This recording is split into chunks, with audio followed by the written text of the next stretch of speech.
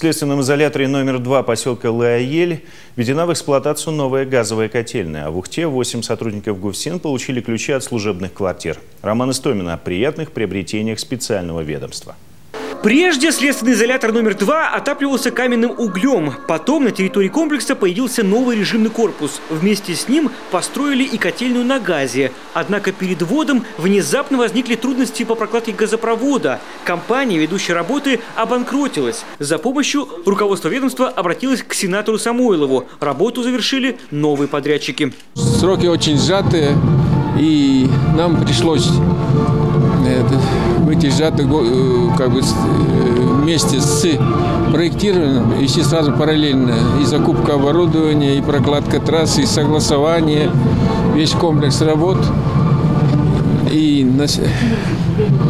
впервые здесь применено в этом районе пластмассовый газопровод, еще не было здесь такого. Произойдет продувка системы, и газ пойдет на горелку.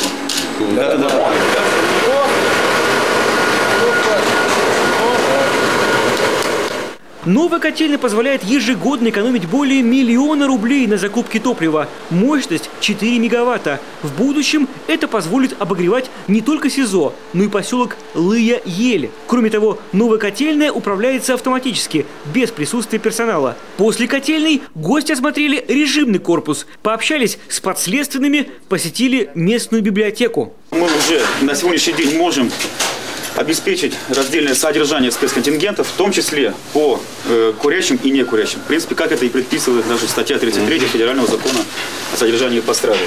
В Ухте Александр Протопопов и Евгений Самойлов перешли к торжественной части – вручению ключей от служебных квартир 8 сотрудников ГУФСИН. Одна из казарм бывшей воинской части была переделана под 24-квартирный жилой дом.